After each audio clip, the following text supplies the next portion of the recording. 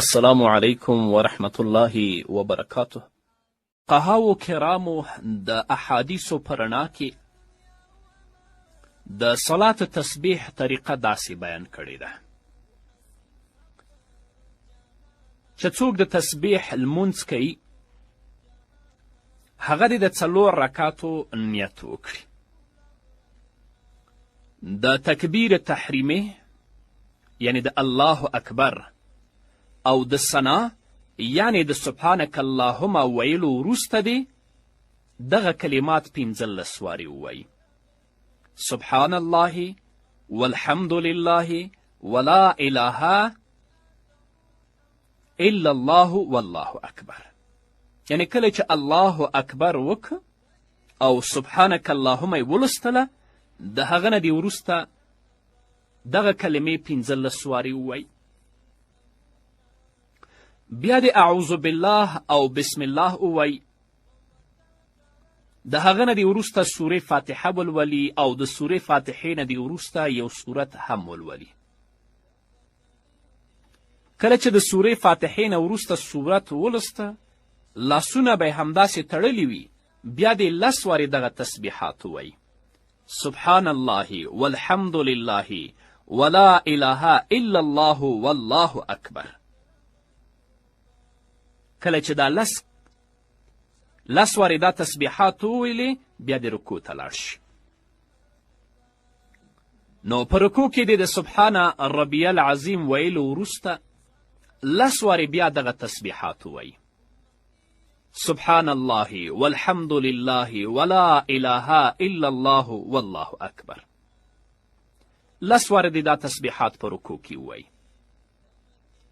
کله چې د رکوع راپورته شي د سمع الله لمن حمده او د ربنا ولک الحمد وروسته دې بیا دغه تسبیحات 10 وارې ووایي. بیا د سجدې ته ولاړ شي. کله چې سجدې ته لاړه نو په لومړنۍ سجده کې دې د سبحان ربی الاعلی وروسته چې کله 3 ځلې دا وایي بیا 10 وارې دغه تسبیحات ووایي: سبحان الله والحمد لله ولا اله الا الله والله اکبر. کله چې دا 10 تسبیحات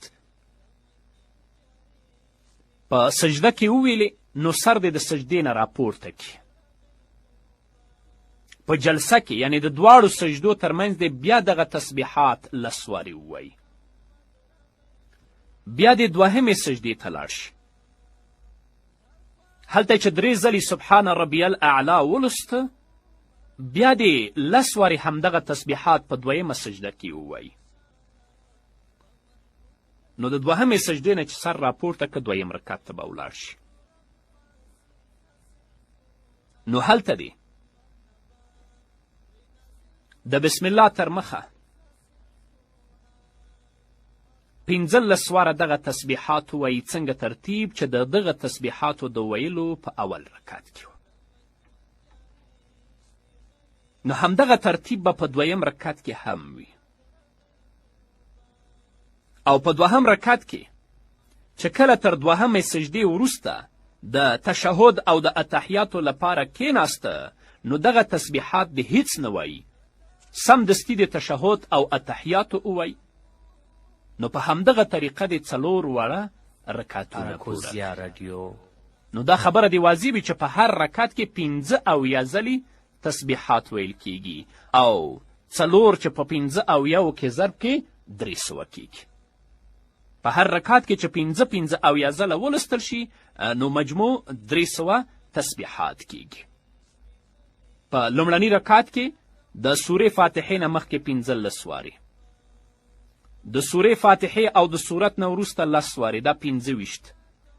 په رکوع کې 10 وارې، دا 15.